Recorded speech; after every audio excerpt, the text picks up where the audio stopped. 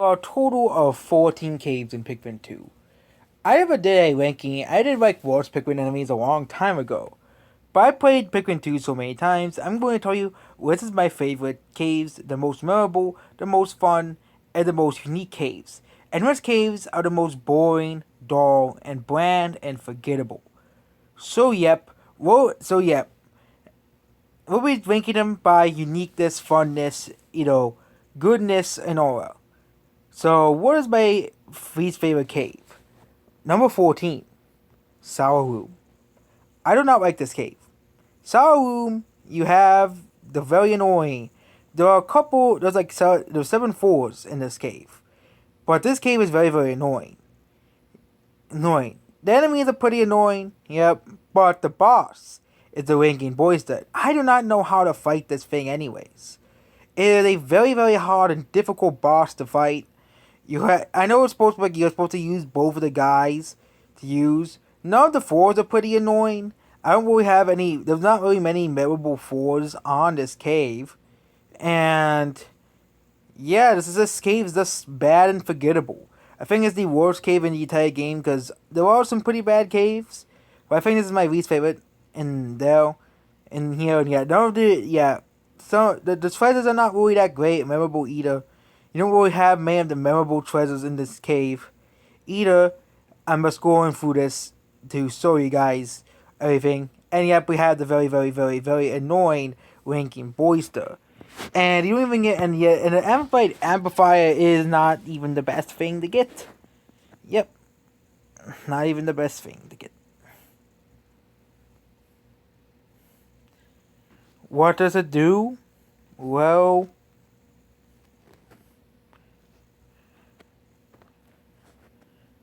it increases the range of your whistle. That's it. Yep. Number 14. Horror Beasts. Horror Beasts is the second cave you usually go to in Pikmin 2. It is a pretty easy beginner cave. But the boss is not really memorable because you fight him many more times in other caves. Especially a certain other cave where the boss fight is actually harder and much more interesting, which is Frontier Cavern. But this cave is just very, very forgettable. You also have Ballback's Kingdom, which has a better soundtrack than this cave, and you can use Purple Pikmin, and it's pretty easy as well. I guess it's like one of the first caves you can go to, but it's not really memorable. Nothing is really that memorable about this cave, other than it being very, very, very, very easy in this cave. So that is basically the entire cave. It's very, very. At least you get the Game & Watch thing, that's memorable, but yep. Not really the best cave to go. Not really the most memorable cave to go to. And you also get the prototype detector, which does allow you to see everything else, which is pretty useful later on in the game. So, at least that's one thing going for this cave. It isn't a bad cave, it is just kind of more forgettable. Number 12. A Bird's Cave. This is the first cave in the game, and I can't be too harsh to the cave. It is the first cave in the game, which makes it a bit more memorable. You also get the Polar Pikmin for the first time. But it's just a very, very, very short cave. It's just a pretty good introductory cave to there. You also have to go through this cave anyways. You get the Polar Pikmin, and of course to get the treasure as well, which will make you see the other half, the other world, Awakening Wood. So that's the only good part. But again, other than that, you don't really go back to this cave. Again, you don't really go back to any cave unless you forget any treasures.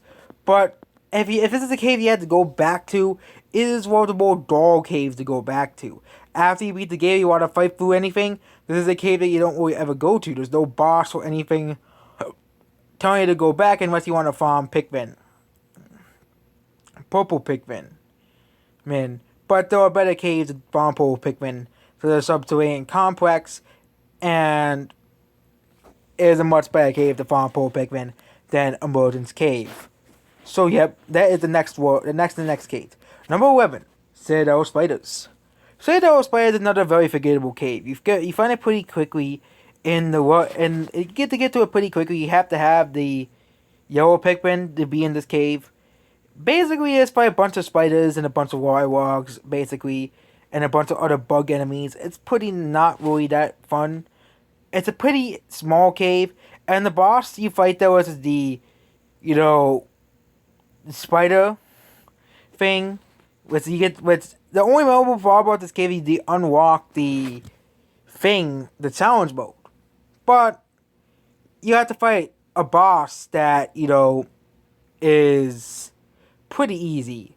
Beating Longleg is not really a hard Considering that there's 3 other types of spider enemies that are much harder, the BD Longleg tends to be a forgettable boss. Considering after day 30 in the upper area in the perplexing fool, you can fight it basically every couple of days. So what would be the point of going to this cave if you can just fight it on land?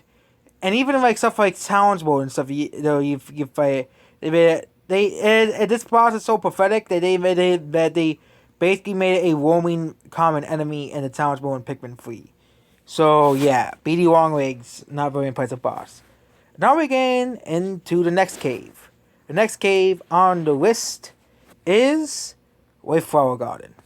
White Flower Garden is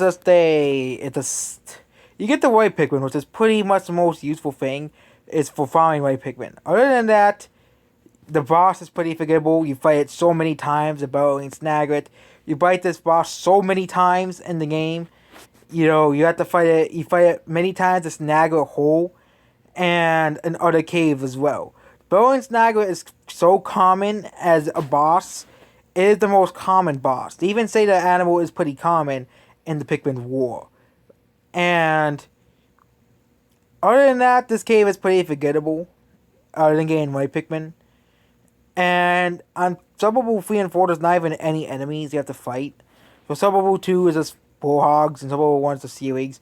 It's a cave, it's just a cave that no one goes back to unless you want to farm white Pikmin. But you can just go to Subterranean Complex and farm white Pikmin as well. Other than that, you just farm white Pikmin and that's it. That's the only reason to go back to this cave.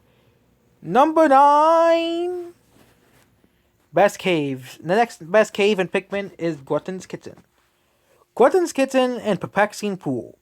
This cave actually is pretty fun. This is actually the first cave. I don't really have anything negative. It's just we had to link these caves, and this cave is still pretty fun. The bread bugs are pretty fun enemies. Especially the final 4, you have to fight the giant bread bug. I always found the bread bugs just funny enemies. I like them. They're pretty cute. They're pretty fun. And you have to fight the giant bread bug. And I like the whole toy theme as well. And other than that, this cave is kind of the more forgettable cave. But this cave is still pretty fun. I like how you have to catch a lot of lids and stuff, like human objects and stuff in this cave. Like candy and stuff, food. It's just pretty fun. So, especially in the last 4, you have a lot of treasure and stuff. So, yep. Next cave, number 8. Awakening Rules gained a point of this. Bulbrax Kingdom. I like this cave. It's pretty fun. I like the theme of the song. But, it's the boss pretty good. And overall, this cave is just pretty good. Yep, it's pretty good. Pretty unique. It's basically you have to fight a lot of there's not really a lot of bulbs in this cave. Even though it's being the Bulbrax Kingdom, you really have to fight a couple of bulbs. And the Raider Suburbs with the orange bulbs. And you also fight the Emperor Bulbrax, which is a pretty easy boss. And it's pretty good. I like the music. I like the theme. It's a pretty good cave. It's not as memorable as other caves, but it's still pretty good. So, next cave is Frontier Cavern. I like this cave. It has Christmas themes to it. There's Christmas themed items all around this cave. But again, the boss is the same boss you've seen already. But I like how this cave has kind of a Christmas theme to it. It's pretty unique. You also get ballmen as well. Ballmen are pretty useful for a way to suburb in this cave. You also have the Christmas theme, which is pretty memorable, and that's why I remember this cave for. And it's just a pretty memorable cave. I like how you get the Princess and Wolfwood statue in this cave. You also have to fight the giant Bulborb again as well. And 4-6 is pretty hard.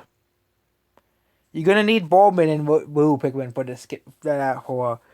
And there's also those annoying beetles as well, cannon beetles. So, and also there's also the Empress Bulbax. You have to fight again with the Bulba Robber, which adds a lot of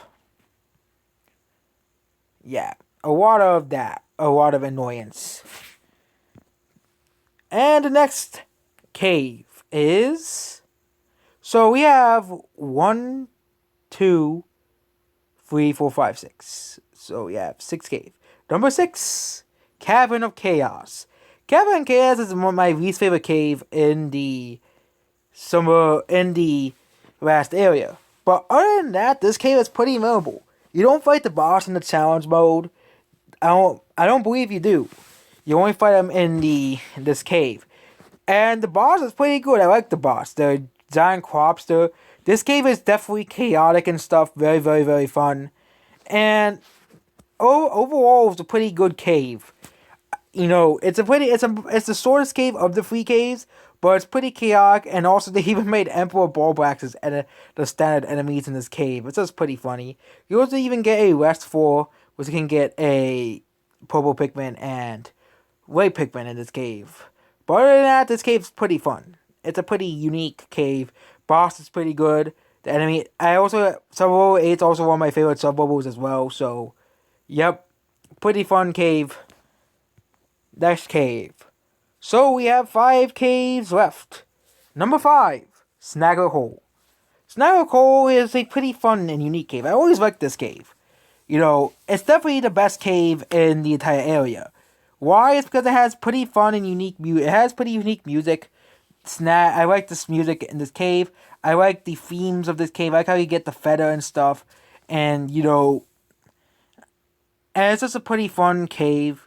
The enemies, you know, you walk around like, you know, it gets further down. You have to fight Snaggets and stuff. Like in every 4 or something. Except for like all 4. But yeah, there's like it's a pretty fun and unique cave. And overall, I think it's more of an underrated cave. I like this cave. You know, it's definitely the most challenging cave, especially the final boss of this cave. It's pretty fun, pretty challenging, and pretty good. So, Snagger Hole is next. So, we're going to the top 4 caves. Number 4, Subterranean Complex. This is the best cave in Valley of Repose, and there's a couple reasons why. Number 1 is the best cave for Pikmin farming. If you want to get purple Pikmin and white Pikmin, this cave is basically the best cave to get because it's pretty easy to get white Pikmin and purple Pikmin in this cave. You can get both kinds of Pikmin on this cave.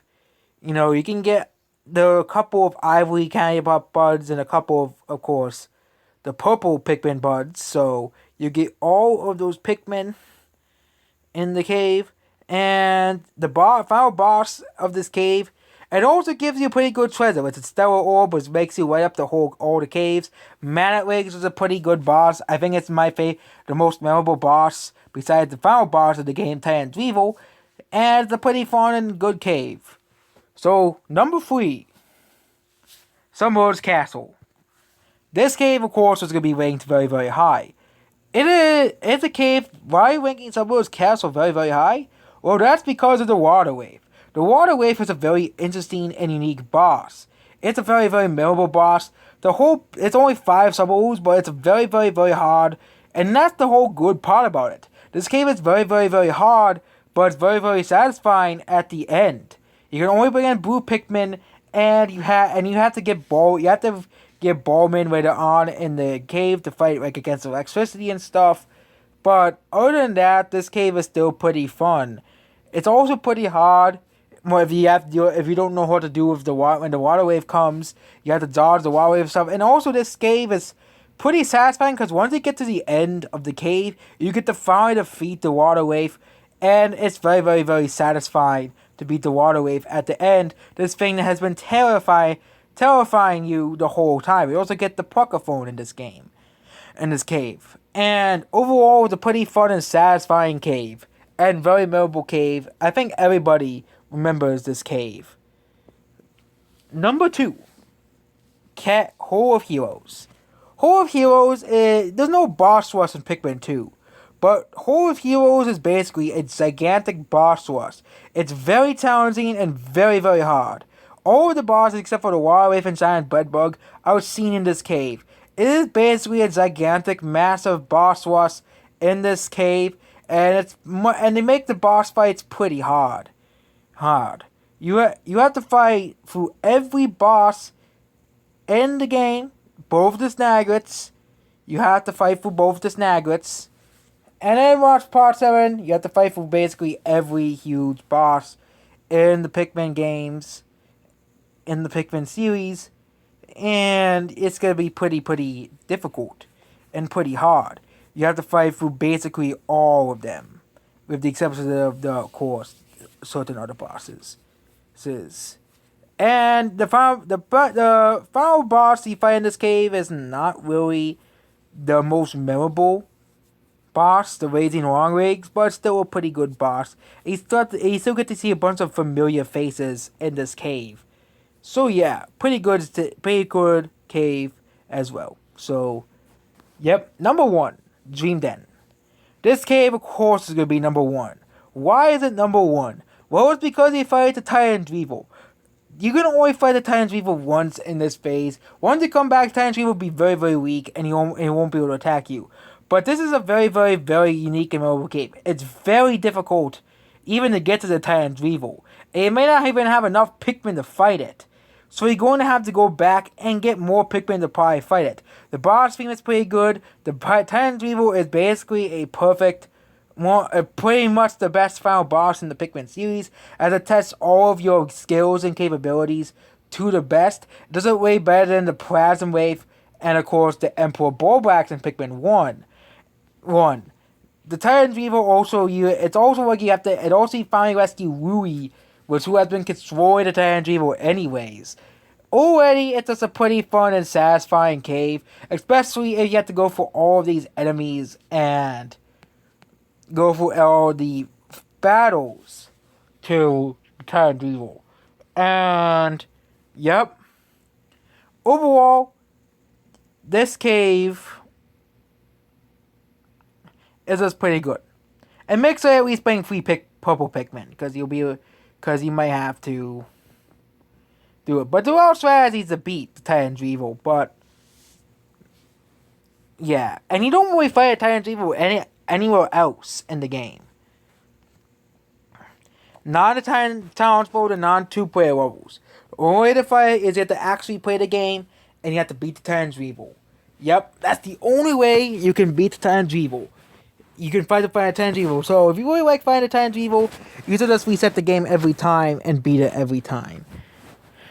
I believe it's the only boss you can't fight in challenge mode besides, of course, the Crobster being the only other boss, but at least you can fight it in its actual form there as well. So, yep, that's basically it about this video. But it's good for spray farming at least.